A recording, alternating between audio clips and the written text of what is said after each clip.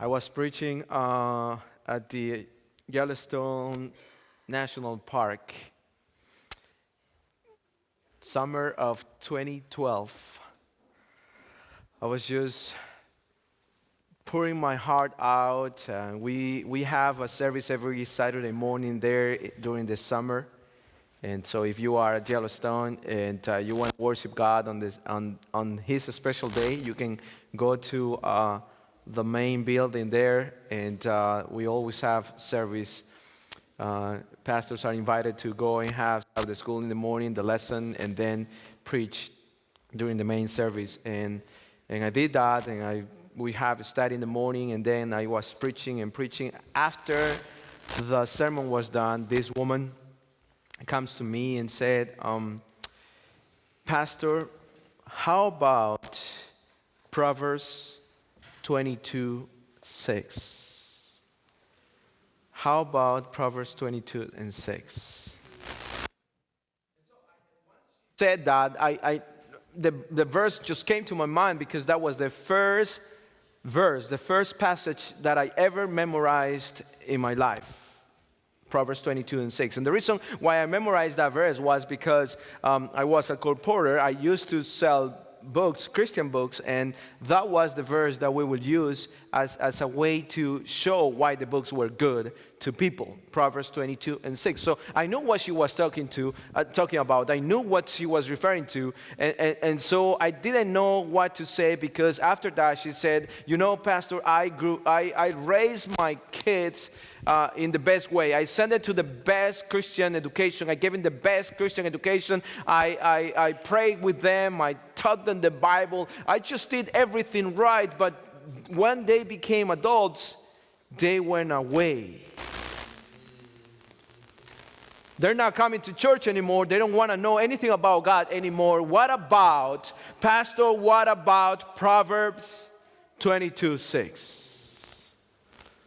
And so I've been pondering upon that verse, because it was always one of those passages that you want to skip. You don't want to talk about that because again, parents, you have done everything with your kids, and then they come to a point where they say, you know what, that's good for you, but it's not for me. Proverbs 22:6. And so today I need these two people to be praying, because I wanna share with you, friends, what the Lord gave me on this verse. That I want you to go not discouraged, go home not discouraged, because passages like these sometimes can bring you discouragement. But I want you to find the hope that this book has. So by the grace of God today, and through your prayers, I want to talk to you this morning about Proverbs 22:6. So please, open your Bibles in Proverbs chapter 22 and verse 6. And when you have it open, will you stand up with me? And then let's read this verse. And please continue praying, those two volunteers. Proverbs 22 and verse 6. And this is what the Bible says. Train up a child in the way she should go. And when he or she is old, he or she will not depart from it. Dear church, this morning I want to talk to you about the message entitled, Never Too Late. Let's pray. Father, this is the moment when we need you the most, because we are about to open your book and understand your ways. And I know, Father, I'm sure there are parents here in this room that might be discouraged because of what their kids are. And so I want to get out of the way, Lord, so you may speak to them. You may bring hope to these parents. And so, Father, just speak to us. Talk to us. Help us hear your voice. This is our prayer in the name of Jesus. Amen. You may be seated. So Proverbs 22 and 6. Proverbs 22 and 6. How many of you have wrestled with that passage, with that verse? Let me see your hands. I have done everything. Where are they, Father? Where are they, God, right?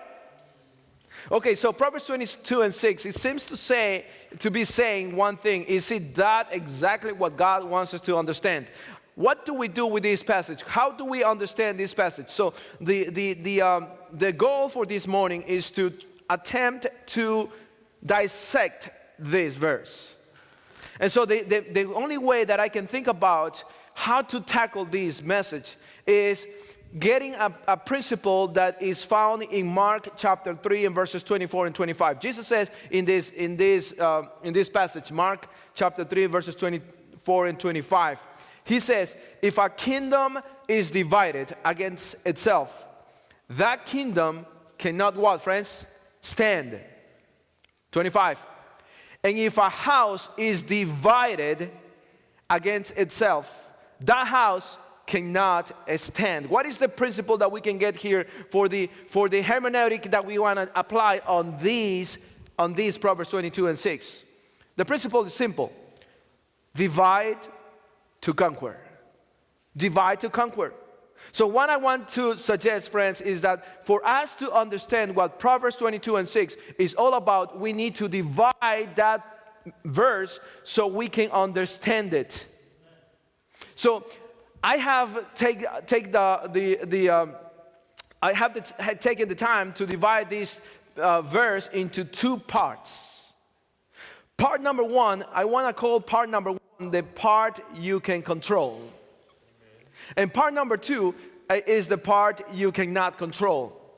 So part number one says, train up a child in the way she should go. That's the part you can control. And then part number two, when she is old, she will not depart from it. That's the part you cannot control. So this is what we're going to do, friends. We are going to study why is it that God gives us this verse in the Bible. Proverbs 22 and verse 6 says, it starts with the word train. As a matter of fact, these are two words actually, train up. Why is the counsel about training up here in Proverbs 22 and 6? That brings my attention to Deuteronomy chapter 6 and verse 6 and 7. And remember that Deuteronomy chapter 6 comes after Deuteronomy chapter 5, where we find the second time God gives the commandments, the 10 commandments to his people.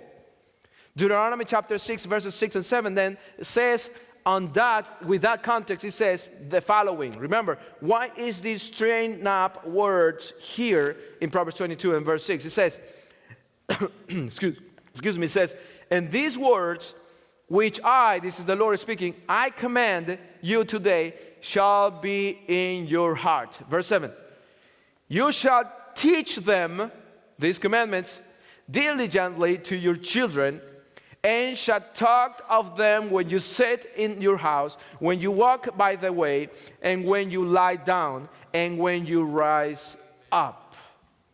What is the Lord saying, friends? Parents, are you acquainted that no matter where you take your children or what you do with your children, you are teaching them all the time? Parents, do you know that no matter whether you are conscious or not, whether you want it or not, everything you do, everything you say is a teaching to your children? Deuteronomy chapter 6 says that we are to be teaching them wherever we are.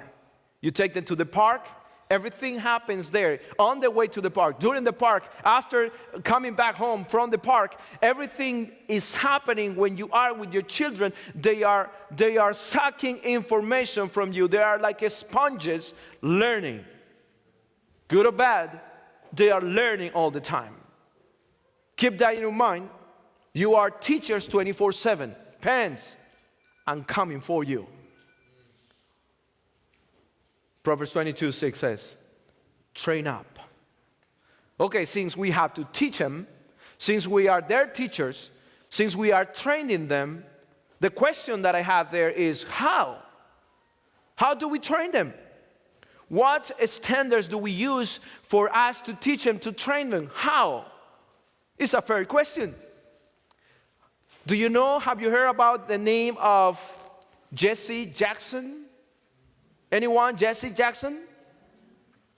Jesse Jackson was one of the candidates to be the president of this country in 1988. He tells the story of his first day on sixth grade. He came to the first day of school, sixth grade, and when he comes to the school, the classroom, every student was in the classroom, and suddenly the teacher comes in. Miss Shelton comes all the way through the students and goes to the whiteboard, goes to the blackboard by then, and starts writing these fancy long words. Without saying hi, without saying any word, she just started writing those fancy long words. And every student started saying, what are those words? What is she writing those words now? And one brave student stands up and says, Teacher, I think you're confused. You're writing those long words that are for eighth graders, and we are just sixth grade here. And the teacher turns around and says, do you know that I work here? I know what I'm doing. This is what I'm doing. These words and many more you will learn by the end of this school year. Because I will not teach you down. I'm going to prepare you so perhaps one of you will be a major. I'm going to prepare you so perhaps one of you will be a governor. I'm going to prepare you so that you will be ready even to be the president of this country. And Jesse Jackson thought about the president of this country. President of this country, when in his city there was not a black man at the fire department, there was not a black man anywhere in authority, not even in the police. Be a president? Friends, when you teach your children, when you train up your children, you have to teach them with high expectations. Because you might be preparing the next governor. Because you might be preparing the next greatest physician. Because you might be preparing the next president of this world, of this country. So when you train, when you teach your children, be sure to be preparing them for success. Because you are not just preparing one more child for this world, you're preparing the one that will be the best of the best. When you train your children, train them with high expectations. With that in your mind, with that in our minds, now let's think about Proverbs 22:6. The first two words that actually are just one word in the Hebrew, train up, they come from the Hebrew word hanak. Can you say it with me? Hanak. You have to make that noise in the beginning. Hanak. Now, hanak has three different meanings that caught my attention. And pay attention to this because this is the whole sermon. The word hanak that is translated in Proverbs 22:6 as a train up is a word that has three different meanings. And this is the whole sermon. Don't forget this part. These are the words that these are translated into. Number one, hanak means to dedicate. Number two, hanak means to initiate. And number three, hanak means to discipline. So all that I'm going to do today, friends, is to take you through those words. And at the end of our message for this morning, we will know what to train up our children is all about. So let's start. The word dedicate. Remember, to train up, hanak means to dedicate.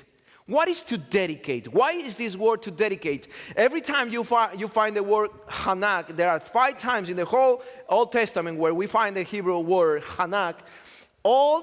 Every time you find that word is in reference to, is translated into to dedicate. only in Proverbs 22:6 is translated into train up. And every time you find to dedicate, you find it in Deuteronomy chapter 20, verse 5. You find it in 1 Kings chapter 8, verse 63. You find it in 2 Chronicles chapter 7 and verse 5. Every time you find there is translated into to dedicate, and you will find people dedicating something to God. Dedicate. If you go to those verses, you will see that people are dedicating a house to God, and from that moment on, that house belongs to God. The very first thing that a parent has to do with their children when they are little, they need to dedicate it to the Lord. Because through dedication, what you're doing is you're saying, Father, these are not my children, this is yours. The moment you dedicate your children to the Lord, you are telling Him, this is my responsibility, but this is ultimately they are yours. They belong to you. Because your children are given by God, but the moment you receive them, you become a steward to your kids. But a steward never becomes the owner. The children are still the Lord's. Parents, you need to understand that your children are not yours only, they belong to God. Psalm 127 verse 3 says, behold, children are a heritage from the Lord. The fruit of the womb is a reward. Your children are not yours. Your children belong to God. You are a steward. So if you want to train up your children the way that God wants you to do it, you have to know that that word means to dedicate. Dedicate your children so that they also understand that they are not only yours, they are the Lord's. You need to dedicate them to the Lord. And this is a part that you can control, you can plan. I'm going to dedicate my children to the Lord, because I want to tell to the world that they are God's. But the word train up not only means to dedicate, it also means to initiate. Initiation happens in the beginning, in the middle, or at the end. Where? In the beginning. Have you noticed that children are supposed to be raised by adults? There is a reason why children are little and the parents are big. Because the little are supposed to learn from the big ones. If you go to the NIV, which is the New International Version of the Bible, the word there in Proverbs 22:6 is not train up, but it will be translated into start them off. So train up also means to initiate him. And initiate simply means show them the way. What is this word teaching us, friends? Friends, it's teaching us that what you do is an example for them. They are little because they have to learn from the adults, and they are in your house because while they are in your house, they are learning from you, the adult. You are to initiate him because at that moment you're giving them the way for them to live in life. What you do when they are little sets the foundation for what they are going to become when they become adults. So everything you do, friends, at home when they're little defines their lives. Titus chapter 2 and verse 7 says, in all things, this is a counsel for the parents, showing yourself to be a pattern of good works. Everything you do, parents, everything you do sets them up for what they're going to be.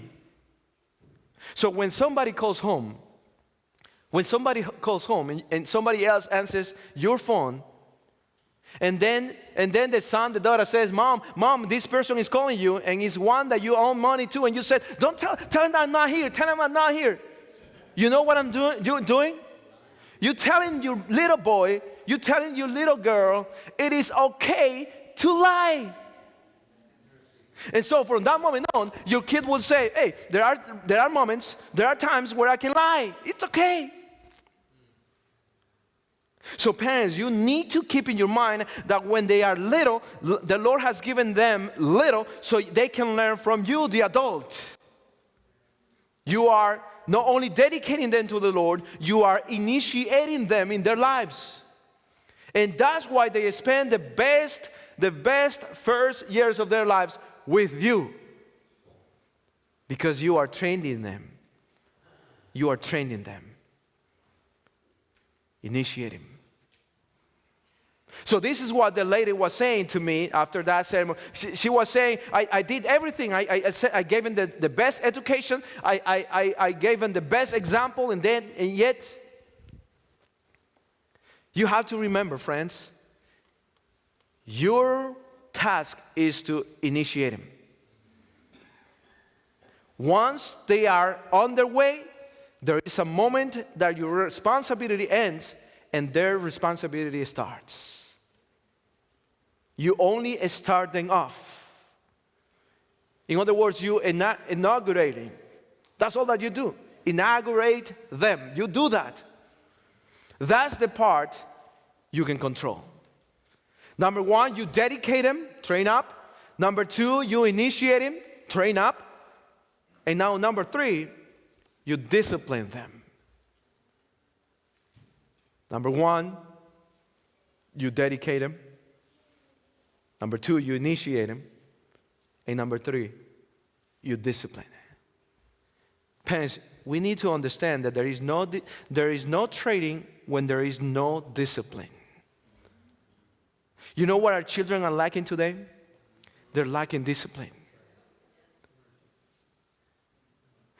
One of the phrases that are the most popular today among parents is, it's okay. Right? No matter what the child does, it's okay. You know how much harm you're doing with your children or with your child when you said that the wrongdoing is okay? You are missing a precious moment to teach them a lesson, to recognize, to differentiate the wrong from the right. Not everything is okay, friends. And your child needs to know that. Because remember, you train them up with high expectations to be the best physician, to be the best teacher, to be the best professional, to be the best parent. Again, Paul in Ephesians chapter 6 and verse 4, he says this to the fathers and the mothers. He says, do not provoke your children to wrath, but bring them up in the training and admonition of the Lord. And the same wise man that wrote Proverbs 22 and 6, in 29 and 17, he now says, discipline your children and they will give you peace. Discipline gives peace. Giving them everything they want does not give you peace. It might calm them down for a little while, but in the long run, peace will disappear. When a child just throws a tantrum, parents say, because they want this thing, and at the supermarket, parents say, okay, here. Because they think they will calm down at that moment. They might calm down that moment, but another tantrum is on its way if you do so. Children need discipline. If you don't give them discipline, the world will give them discipline. Friends, we need to understand that we are given these children with a one sole responsibility: train them up. Train them up. Prepare them for life. For that, you need to start dedicating it to the Lord, because this job, doing it by yourself, is not easy. And so you need the Lord, you need His power for you to start doing this in His way, which is a way to success. Train them with high expectations. initiating in the way they should go. With your example, what you do, what you say, they are copying. They will be mimicking what you do. And so if something is not wrong and you're telling them don't do that because it's wrong, you need to stop doing it yourself.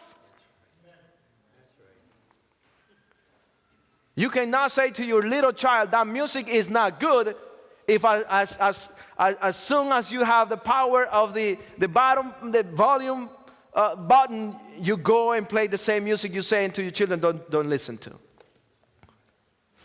You say to your child, don't watch that kind of movie, and the moment you go to Rex Box Kiosk, that's the movie you get to watch at home. How can you say to your child, don't do that when you yourself are doing it? Your children will learn what you're doing more than what you're saying. But when wrongdoings come their way, you need to use that moment to discipline them. I'm going to recommend you, and these are just principles that I'm sharing with you, friends. The details on how to apply those principles, there are 2 books that I want to recommend to you to how to apply these principles. Number 1 is the book Education. The book Education.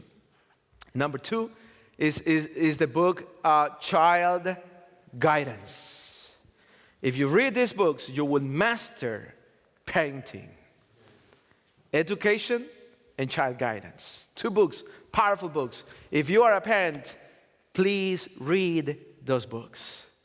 From the book Education, chapter 34, I want to read this, which goes along with this last meaning of the word train up, or hanak, which is to discipline. Listen to what the author says. One of the first lessons a child needs to learn is the lesson of obedience. Before he's old enough to reason, she may be taught to obey. Before he is old enough to reason. And here we need to pause and make a comment, friends. Have you ever heard parents saying, no, she's too young. It's just a kid. Let it be a kid. Have you heard that? Yes. Big mistake. Kids are never too young to learn. There is always a lesson for a kid, no matter how young they are. There is always a lesson, a precious lesson that you, the instructor, need to give to the kid. Before he's old enough to reason, he may be taught to obey. By gentle, persistent effort, the habit should be established. Thus, to a great degree, may be prevented those later conflicts between will and authority that do so much to create alienation and bitterness toward parents and teachers, and too often resistance of all authority, human and divine. Have you seen how our young people are behaving before police officers? Have you seen how they are behaving before teachers? You know where that started? At their homes. Respect is not part of the teaching anymore. Children are being raised by games. They spend more time with their games that they spend with their parents. Parents, the children were given to you. You are a steward. You are responsible of what happens to them later on. It's today that you dedicate them. It's today that you initiate them. It's today that you have the opportunity to discipline them. But the quote continues. He says, the object of discipline is the training, that's our word, of the child for self-government. See, you cannot be making the decisions for them all the time because you are not going to be there all the time. You have to train them so when the right moment comes, when they have to make their own decisions, they know how to make those decisions. Train them up. Oh, by the way, the word is train them up. is not train them down. You train them with high expectations. He should be taught, the quote continues, he should be taught self-reliance, self-control. Therefore, as soon as he is capable of understanding, his reasons should be enlisted on the side of obedience. Obedience and disciplining go hand to hand. Let all dealing with him be such as to show obedience to be just and reasonable. Help her to see that all things are under law. Not everything is fine. Not everything is okay. And that disobedience leads in the end to disaster and suffering. See, parents, this is what you do when you discipline, and this is what you do when you set a good example, when you teach them in the right way. You are saving them a lot of pain and suffering in their future. And every parent, I never met any parent that doesn't love their child. If you love your child, you don't want your child to suffer or be in pain later. This is when you do it in their first years. Continues. When God says, "Thou shalt not," he in love warns us of the consequences of disobedience in order to save us from harm and loss. Train up your child in the way she should go. Train up means to dedicate him. Train up means to initiate him. Train up means to discipline them. One day, when the Lord comes to you, at the end of the days, when you are going to face the Lord life, you're going to come to the presence of God. One of the questions, parents, one of the questions that He is going to bring to you is, where are your children? Where are the children that I gave you? Did you do what I asked you to do? And if you answer, Father, I dedicated them. Father, I initiated them. Father, I disciplined them. Then when the Lord asks you that question, you can say, I did it. Dedicate, D. Initiate, I. And what is the last one? Discipline, D.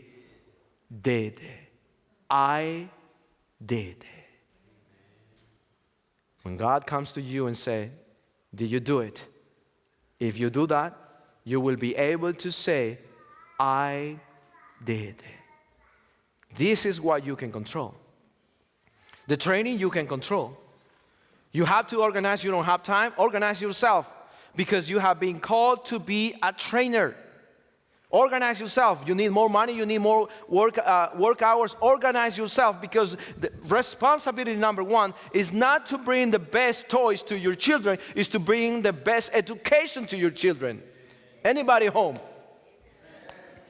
That's the part that you can control. But remember that there was a second part. The second part is what you cannot control. The verse continues saying, once you have done this, they will not depart. It doesn't say they might not depart. It doesn't say they might not depart. It says they will not depart. Parents, you need to understand that free will is a beautiful gift that God gave to each one of us, including your children. So you have done all that you have to do. You did it, right? D-I-D. You did it. But the moment you have exercised your free will to be the best teacher, there is a moment when your children need to start exercising what you have taught them. So you need to know that their free will be affected by the training you gave them when children. There is a moment that your free will, your responsibility ends right there when their responsibility starts. But remember that their free will will be affected by the training you gave them when they were children. Their responsibility on their decision making starts when yours ends.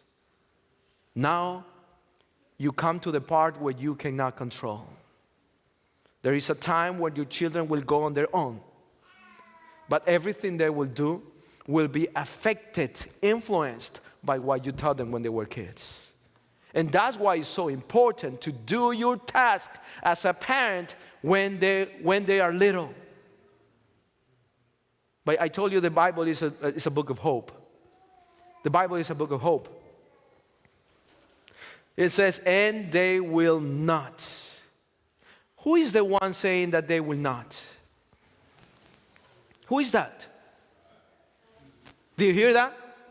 It is God who says they will not depart. It is God who is telling you. He's not saying because of what you are doing. He's saying because of who He is.